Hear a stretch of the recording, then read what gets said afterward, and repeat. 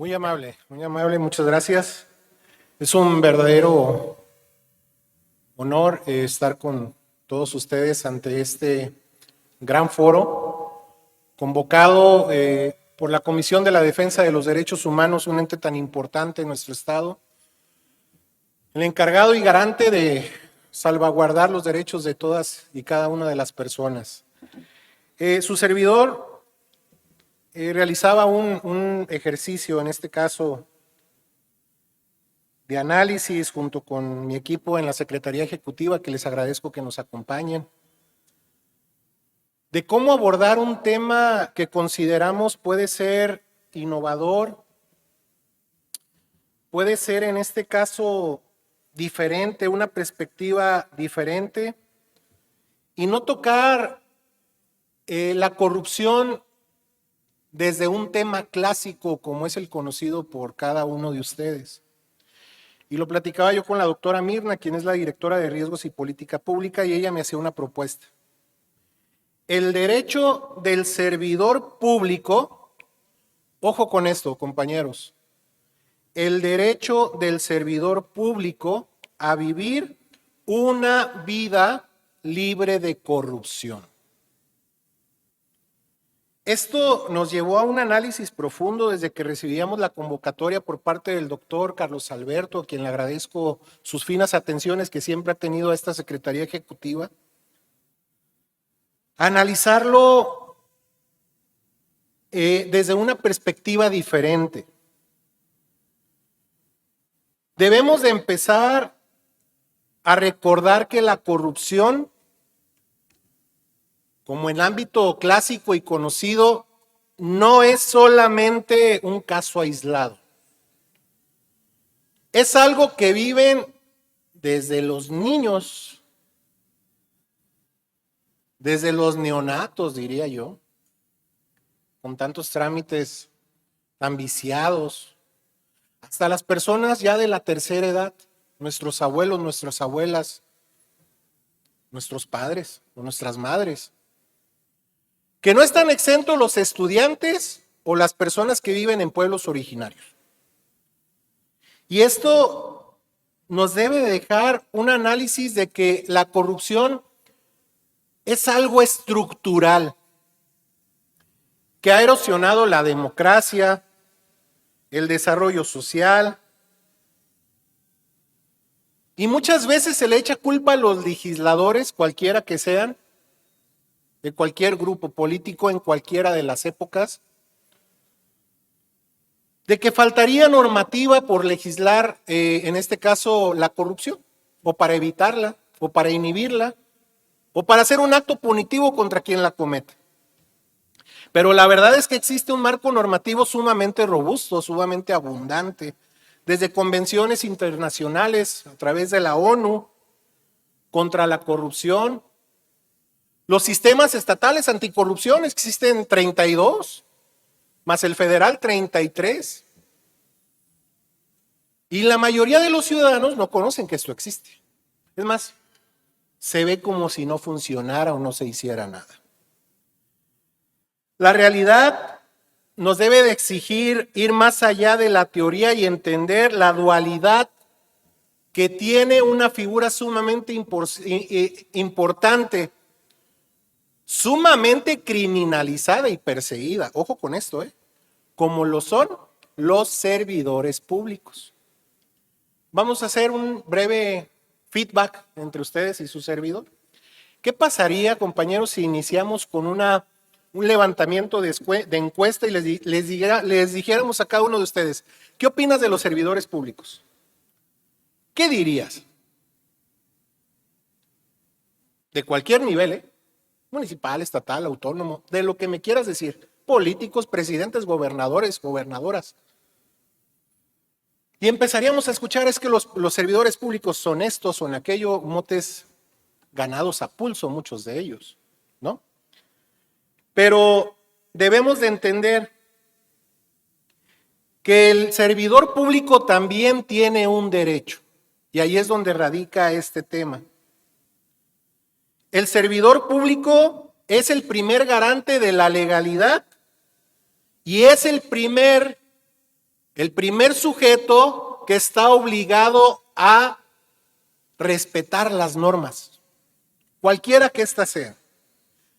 Pero, por otro lado, es también un ciudadano que pareciera que cuando llega al servicio público se quita el traje de ciudadano y deja de pertenecer al pueblo donde pertenecemos todos y todas. Y este ciudadano también tiene derechos que no renuncian al momento de obtener un cargo público. Tiene el derecho a un entorno de trabajo justo, ¿cierto o falso? Sí. ¿Tiene derecho el servidor público a un entorno libre de presiones? ¿Sí o no? Sí, te pido que lo hagamos dinámico para no dormirnos, compañeros. Libre también de abuso de poder y coacción. Así, compañeros, vamos a iniciar a analizar este tema desde esta perspectiva. El servidor público es el primer agente de responsabilidad y se hizo una ley específica para el actuar de él, que se denomina Ley General de Responsabilidades Administrativas. Hay estatal y hay general nacional. Es el principal implementador y garante de legalidad. Y al servidor público lo sujetamos a una serie de marcos normativos sumamente intensos. Reglamentos interiores, cualquier marco normativo del propia institución, estatutos orgánicos, leyes estatales, leyes federales, leyes convencionales internacionales en este caso. Pero muchas veces se olvida que el servidor público es un sujeto de derechos también, no solamente de obligaciones. Que al ejercer la función pública, esto no lo convierte en un sujeto que esté, digamos, como un paria ciudadano, que no tenga derechos y solamente tiene la norma para juzgarlo. Tiene a las contralorías para perseguirlo y analizarlo. Este es el pensamiento que te quiero dejar para que empecemos a teorizar en un tema innovador, como es el que propuso la doctora Mirna, que ya la escucharon en la mañana.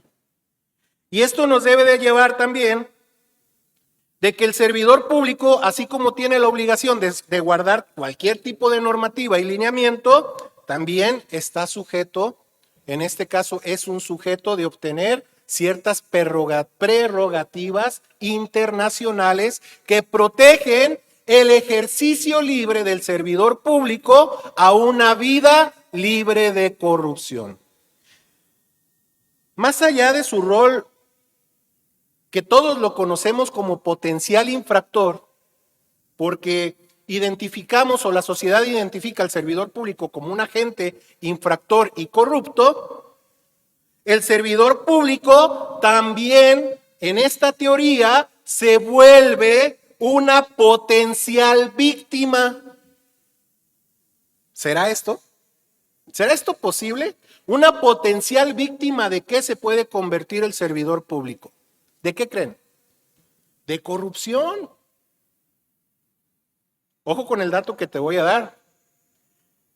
El 70% de los actos de corrupción son propiciados por la ciudadanía. No estoy criminalizando, para nada, porque ellos son nuestros patrones. Como servidores públicos, así lo reconocemos. Entonces, ¿cómo puede ser víctima el servidor público de un acto de corrupción? Presiones externas o internas. ¿Cómo pasa esto? Hemos escuchado casos tan lamentables cuando llegan personas del crimen organizado que lleguen a coaccionar a los servidores públicos. ¿Servidor público puede ser un fiscal? Sí. ¿Servidor público un presidente municipal sin tocar casos tan lamentables? Sí. ¿Y qué pasa cuando se niega el servidor público? ¿Qué pasa? Ah, bueno, está bien, servidor público, sigue trabajando, pues no quisiste así. No quiero hacer alusión a ciertos temas lamentables, que muchos de ellos han sido privados de su vida por no ser víctimas, o más bien se convirtieron en víctimas de la corrupción, propiciado por diferentes sectores, como puede ser el crimen organizado, como puede ser la señora o el señor que va tarde a su escuela y se pasa un semáforo y saca un billete de a 200, sin siquiera haber sido pedido por el agente de tránsito. Esto es el punto que debemos nosotros de meditar. Estas presiones externas e internas para actos ilícitos, sistemas de abusos de funciones por superiores jerárquicos, ojo con esto, se contrata a personas que no tienen el perfil idóneo para ocupar cualquier cargo que sea, para generar un grado, en este caso, de extorsión contra el servidor público. Yo te di el trabajo y tú haces lo que yo quiera. Es que la norma soy yo. Es que debes hacerlo, si no vas a perder tu trabajo. ¿Qué va a pasar si no lo hago? Se te va a perseguir, se te va a criminalizar. Oiga, pero deme un memo, deme una indicación. No, aquí no existen memos, aquí existe la pluma y la indicación. ¿Te fijas cómo empezamos a darle la vuelta a la visión de que no solamente se debe de criminalizar al servidor público, sino también de considerar que es sujeto de derechos? Y el 70% de estos actos, vuelvo a retomar el dato, son propiciados por la propia ciudadanía, en cualquiera de sus organizaciones. ¿Y qué pasa si un servidor público se queja y denuncia? Ah, fui sujeto de presión por parte de mi superior jerárquico de cualquiera de los niveles gubernamentales, municipales, estatales o federales. ¿Qué pasa? ¿Qué pasa en este caso? Las represalias pues pueden ser sumamente mayores en este caso.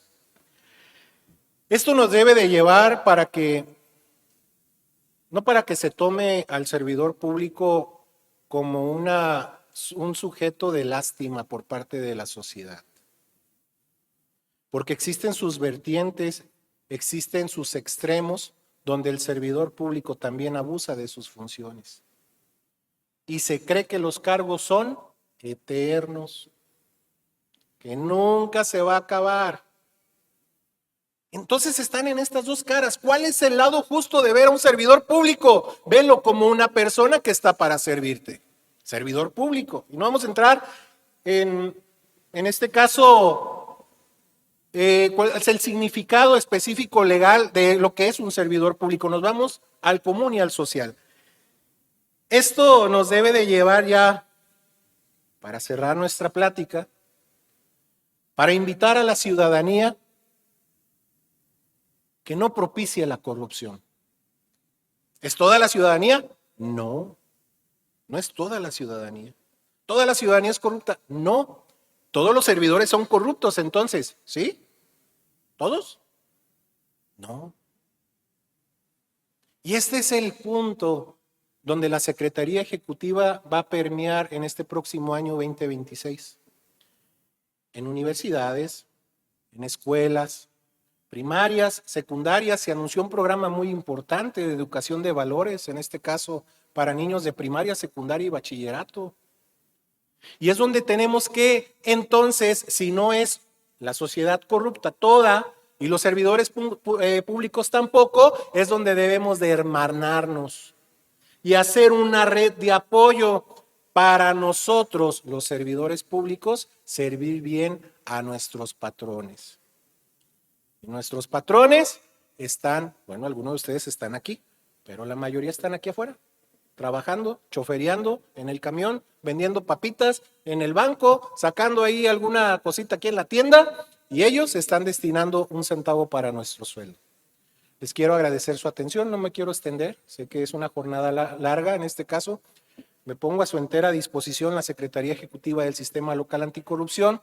Tenemos nuestras instalaciones en la calle Padre Enrique Mejía, número 121 Altos, a un lado del Café de Laures, y que no suene anuncio. En este caso, Ahí tienen su oficina. Si están representando, representando alguna escuela, alguna institución gubernamental que quiera acercarse para recibir algún tipo de curso y capacitación que son un poco más extensos, siéntanse con toda libertad de así solicitarlo. Muchas gracias y me reitero a sus órdenes.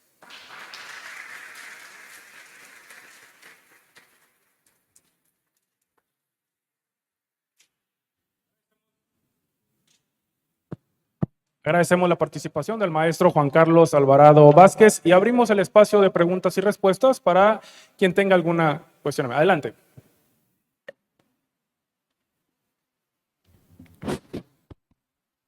Buenas tardes. Perdón, maestro, no sé si escuché bien en el momento que comenta que la parte de la corrupción de cierta manera proviene de la parte del ciudadano y no del servidor público, porque yo lo vería más por la parte de que es un acto bilateral. O sea, para que exista una corrupción tiene que haber una fuente de poder, de lo contrario no se daría. Mira, en este caso, efectivamente yo la considero que es bipartita. Sin embargo, las estadísticas nacionales e internacionales nos comentan en este caso que de parte de la ciudadanía se convierte en una figura que se llama agente corruptor. En este caso. Y sí, ocupas estar en un cargo con algún poder definido, pues para que en este caso puedas obtener algún beneficio eludiendo la normativa o las buenas costumbres sociales, en este caso. Entonces, así se visualiza, pero desgraciadamente en nuestro México hermoso se ha criminalizado prácticamente al 99.9% de los servidores públicos. Y no los defiendo, al contrario. No los defiendo, al contrario. Adelante. Sí, entiendo. Es la parte como, por ejemplo, en un diplomado de administración pública, yo lo comentaba con los alumnos y era decir, ¿sabes qué? No es la administración pública lo que está mal, ¿no? La administración pública está bien, el sistema está bien. Aquí quien está cometiendo el error, pues puede ser el servidor público, y digo, yo soy servidor público, ¿sí? O bien también el ciudadano. Pero nada más quería aclarar esa parte de que yo creo que es bipartita, como usted lo dice, o bilateral. No creo que nada más provenga de la parte de la ciudadanía, pese a las estadísticas que existen. Usted lo ha mencionado, que en nuestro México querido, pues bueno, ¿no? Es correcto, es correcto. Adelante. Aquí hay una persona, compañero.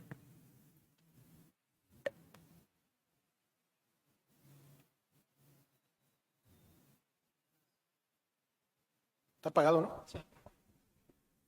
No está prendido. Ah, ya. Buenas noches. Bueno, podríamos decir que soy servidor público, y lo que entiendo que menciona es que de repente la percepción de la ciudadanía al generalizar también perjudica, ahorita que estamos hablando de derechos humanos, muchas cosas, muchas luchas que podemos tener como funcionarios. En mi caso, por ejemplo, exigimos un aumento de sueldo de tanto tiempo, bla, bla, bla, y la gente, la ciudadanía, en vez de decir, probablemente es cierto que no les debe, no, dicen, son rateros, son huevones, no trabajan. Entonces, de cierta forma, esas preconcepciones terminan afectando también a los servidores públicos como personas, como seres humanos que también somos. Eso es lo que quise entender de su lado, no tanto que sea la ciudadanía la que provoca la corrupción, sino que no tiene que ver, no es inherente al funcionario, ni tampoco a la ciudadanía, es ahora sí que a la persona que decide actuar de esa forma, tanto de un lado como del otro. Totalmente, totalmente. Y esto, estimado compañero, es algo que se arrastra desde la historia. Antes se le llamaba el mexicano es corrupto por cultura. La corrupción es cultura. Y la normalizamos y decimos los clásicos dichos, el que no tranza, no avanza. Esto debe de ser así. Pero ¿quiénes propiciamos también la corrupción? Antes, en 90s, 80s, 90s, era un clásico de estigmatizar a los tránsitos, agentes de movilidad como se les denomina, ¿no? Ellos son los que piden el moche, cohecho, en este caso. Pero ahora el estándar que hay, al estar tan sobrenormado y aún tipificado como delito el cohecho, lo que se hace es que se orilla al servidor público, y no digo pobrecito, porque él cede, y en este caso ya hay una convalidación de hechos, pero se le orilla al servidor público a recibir el dinero. No te pidió el dinero, no te dijo dame 100, 200, 500, sino que se los ofrecemos a ellos. Y esto es en todos y cada uno de los trámites. Entonces simplemente es una visión diferente de la corrupción. Nada más fue lo que se expuso en este caso, ¿verdad? Ya veremos cómo atender.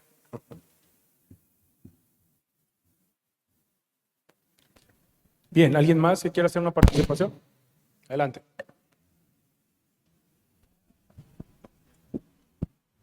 Licenciado, buenas tardes. Buenas tardes. En el énfasis que hace de los servidores públicos, yo soy servidora pública. Me toca en el área serrana. Del área serrana, como dice, sería bilateral. A veces nos tenemos que arriesgar a decir un sí, cuando podemos en un entorno, nosotros podemos cambiar las cosas con ser sencillos, con tener carisma, con tener la sensibilidad, con tener el humanismo que llevamos dentro como servidores públicos, y desde el momento en que estamos en un lugar sabemos que vamos a servir, porque el que no sirve para servir, no sirve. También quisiera hacer el énfasis y le quisiera hacer una pregunta, aparte muy personal, y creo que a todas nos compete esta pregunta que le voy a hacer. La buena persona, el buen servidor público es y será desde cuando en nuestra casa nos dan una buena educación y nos enseñan cuál es lo bueno y cuál es lo malo.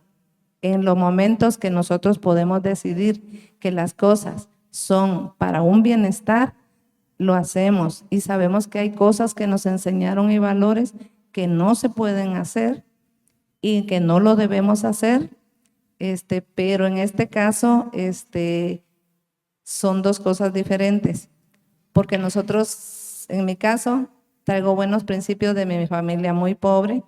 Yo estudié en un centro de alfabetización, hoy soy trabajadora social, me ha tocado la sierra específicamente, y me ha tocado vivir cosas donde he tenido que decir sí, pero también he concientizado a las personas con humildad, con respeto, con cariño, con pasión, y me han respetado y les he explicado que los programas a veces que llevo, en reglas de operación, se llevan unas reglas de operación en que no puedo decir que sí les vamos a apoyar porque no pasan en las reglas de operación. He ahí el detalle de que cuando los caciques, le voy a decir así, están apoderados de ciertos grupos, me van a decir que tiene que ser un sí, cuando yo digo que no, porque a mí me podrían levantar un acta administrativa o hasta perder mi trabajo por traer un sí cuando es un no. Pero también existe otra parte, lo que es la pobreza extrema, la inactividad de los niños y las niñas, máximes en zonas marginadas, y de personas indígenas que no saben leer ni escribir y a veces ni entienden el dialecto, y cómo uno se va a expresar con ellos si tengo que buscar a alguien, un intérprete, para que les diga. Pero quería que me respondiera esa pregunta, ahí qué procede en ese tema, porque hay personas que traen otra convicción, traen ya otro beneficio propio, ¿verdad? Yo voy por el beneficio de todos, a todos, porque sé que en las zonas serranas hay pobreza extrema, ¿verdad? Entonces están coluidos, como dice usted, a no contestarme todo lo que yo les voy a preguntar con el estudio socioeconómico que yo llevo. Entonces, no puedo comprometerme a veces de decirle no, porque sé que puedo quedar allá y no regresar a mi casa. Esa es mi pregunta. ¿Qué haría en esos casos? Mire, yo no sé el contexto específico de su pregunta, pero lo que sí es que me voy a poner a sus órdenes. La Secretaría Ejecutiva, por indicación del doctor Miguel Ángel Navarro Quintero, ha recorrido 17 de los 20 municipios. Se tiene comunicación con los presidentes municipales de la zona serrana, sea Sergio de Huajicori, sea Imelda del Nayar, sea Rosy Jiménez de la Yesca, de Amatlán de Cañas, no recuerdo el nombre de la presidenta, pero eso no se puede permitir y también el servidor público puede y debe alzar la voz. Siempre se promueve la protección al denunciante como ciudadano. ¿Y qué pasa si denuncia un servidor público? Y aquí entran los derechos humanos, aquí entran las contralorías municipales estatales. Y es ahí donde usted ocupa levantar la voz, obviamente protegida, y para eso estamos también nosotros, para proteger al servidor público, en este caso, de las consecuencias o réplicas de un servidor público o funcionario municipal corrupto. Así de fácil, en este caso. Entonces, la clave es, hágase llegar en este caso de las instancias correspondientes. Podemos buscar acercamiento con el supuesto que usted me está diciendo y por supuesto que usted tiene el derecho y el deber de denunciar y que se le respete su empleo. Grandes rasgos eso sería, ¿verdad? Sí. Bien, muchísimas gracias a todas y a todos por su participación. Agradecemos también al maestro Juan Carlos Alvarado Vázquez y a nombre del titular de la Comisión de Defensa de los Derechos Humanos para el Estado de Nayarit me permito entregar la constancia de participación que a la letra dice: la Comisión de Defensa de los Derechos Humanos para el Estado de Nayarit otorga la presente constancia al maestro Juan Carlos Alvarado Vázquez por su participación como ponente en el Congreso Internacional Los Derechos Humanos y Desarrollo Sostenible en Entorno de Incertidumbre, con la conferencia El derecho del servidor público a vivir una vida libre de corrupción, realizado el viernes 28 de noviembre del año 2025. Firma al calce el doctor Carlos Alberto Prieto Godoy, presidente de la Comisión de Defensa de los Derechos Humanos para el Estado de Nayarit. Felicidades, ¿no?